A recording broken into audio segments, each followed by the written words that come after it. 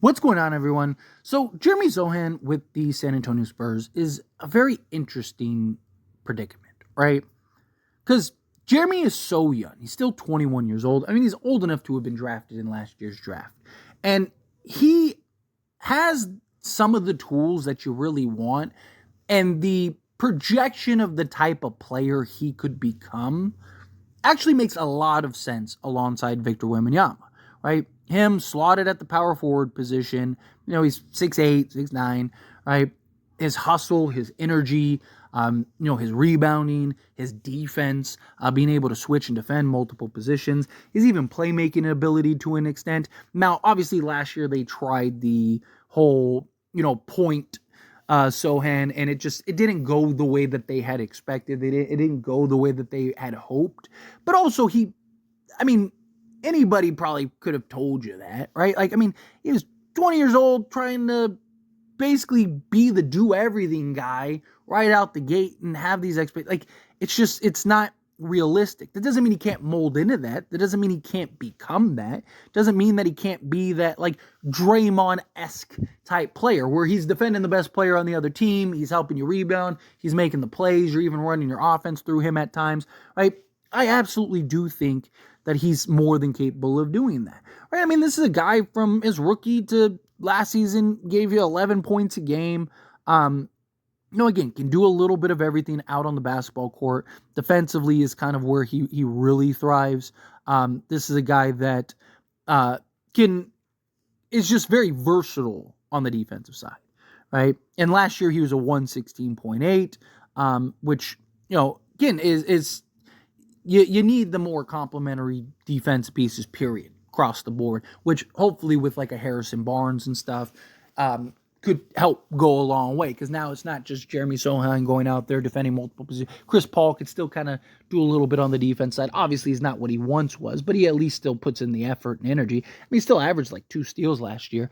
But also with Jeremy Sochan, there is also an argument that, unless he really starts taking strides in the next year or two, you're almost better off without him.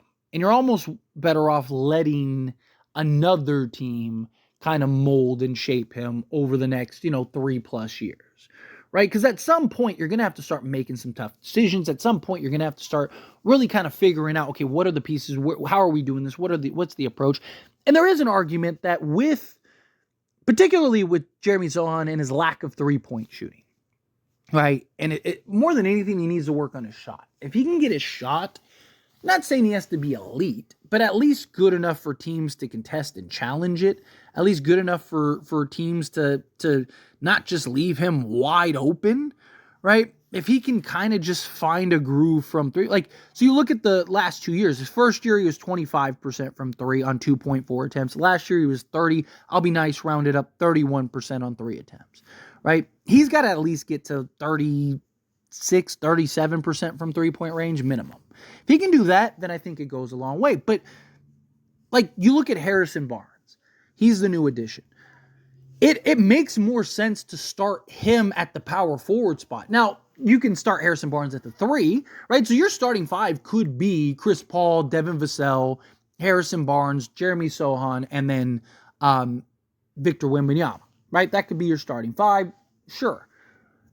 Or you could even go, again, Sochan off the bench, move Barnes and his 6'8" size to the power forward spot alongside Victor. Now you have a guy that can legit stretch the floor and do a lot of those things that you want from Jeremy Sochan. And then go with a Stephon Castle at the 3, or maybe you're putting Keldon Johnson up there, or Champagne, or any of these guys, right? There's an argument just as much to not go with Jeremy Sochan and to kind of just keep it more versatile, particularly out on the perimeter. Because Victor Wembanyama is so good defensively, particularly on the inside and the interior, that you just need to take care of the outside, right? You just need to take care of the perimeter defense.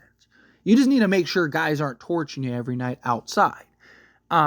Because anything that comes inside, Victor's got it, right? Anything that's within, his 8-foot wingspan is gone, right? It's getting sent out into the stands, or he's just, gobbling that up and moving on, pause. But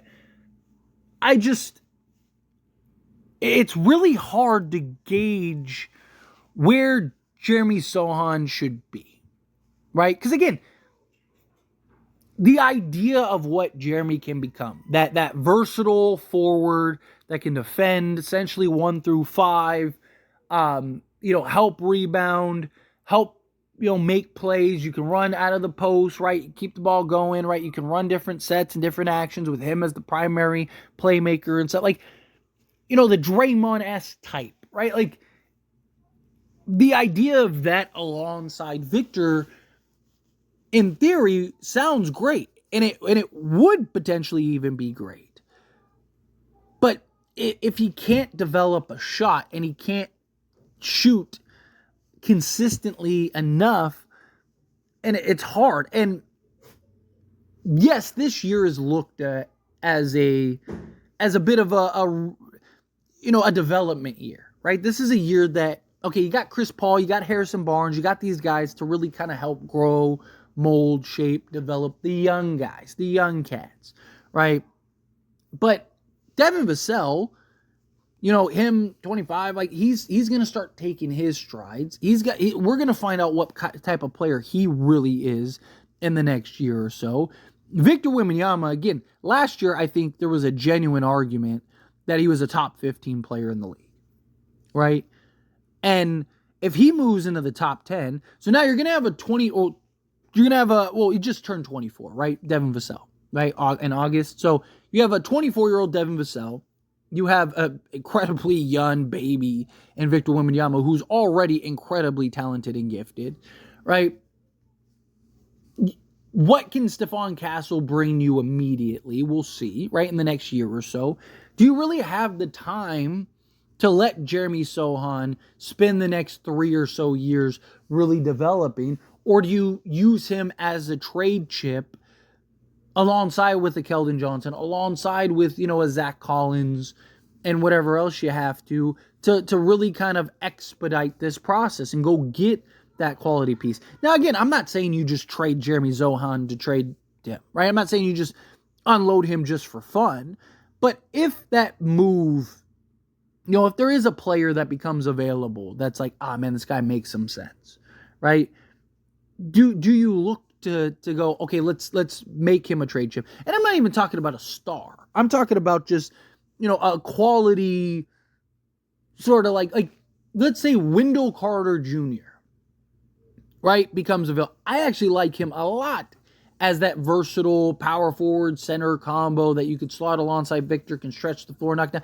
Just somebody like that. Just give you an example. Like a clear upgrade, somebody that can help you win more games. Now, somebody that still has some upside, is still young, but is just going to be a better immediate impact player. It doesn't even necessarily have to be a guy like that. It's just somebody that came into my mind to kind of give you an idea, an example of like somebody that just can kind of give you what you want from Jeremy Sochan, but immediately.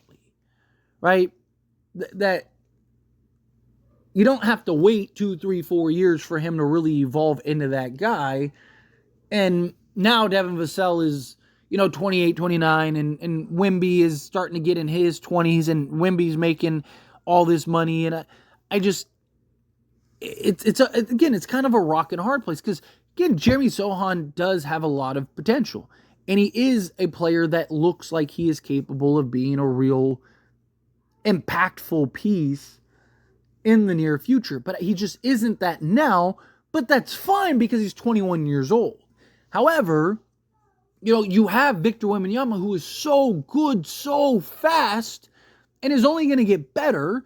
You went and got a guy in a Chris Paul, you got a guy in a Harrison, like you got these pieces that you're not you want to win sooner rather than later. You don't want to spend 4 or 5 years on a rebuild. Yes, Victor would only be like 24, 25 years old at that time. But still, you want to give him the opportunity and potential to win 4, 5, 6, 7, 8, 9, 10 NBA championships. Not, okay, he's 25, so now he's got, 6 years to pull off 5 chips. Because then at that point, he's 32 now. And it's like, no, you want to, if you can do this sooner rather than later, I think you do this sooner rather than later. I think Jeremy Sochan is a guy that has the potential to be outright immediately. I'm not saying you have to trade him this year, right? I would give him the opportunity and see, like, what kind of strides is he taking? Because if he starts taking some real significant strides this season, and it's like, oh, maybe we won't have to wait 3, 4, 5 years for him to get to where we need him to be, right? Maybe he will be there in the next 2 years, right? Or at least close to it, to where it's like, okay, now, okay, here's the guy we need, right? That's a possibility. But I think you kind of play it by ear. But I think if you're the Spurs, you're open to the idea of potentially trading him if the right deal or move or player comes along, right? And I'm also curious to see, does Pop really start him? Like, does he start, like I said, Chris Paul, Devin Vassell, Harrison Barnes, Jeremy Sochan, and Victor Wembanyama? My guess is yes. My guess is that yes, that's what Pop ends up doing. I think that will probably be the starting five. Is that the best starting five? I don't know, right? I don't know. Maybe, but we'll see. Time will tell. But anyway, as always, this is a discussion, and I pass a question on you. Let me know your thoughts and opinions down in the comments below. What do you think? How do you feel? What are your thoughts? Do you like the idea of Jeremy Sochan sticking around long term? Do you like his upside and potential? Do you think he's a guy? Yeah, you got to trade him now. Get rid of him ASAP. Again, however you feel, whatever your thoughts are, I'd love to hear it. So let me know down in the comments below. That being said, if you haven't liked this video, hit that like button. Helps me a lot. So we enjoy these types of videos. Truly appreciate it. Not subscribe channel, hit that subscribe button. Turn on the bell notifications. Appreciate y'all. See you in the next one. Thank you.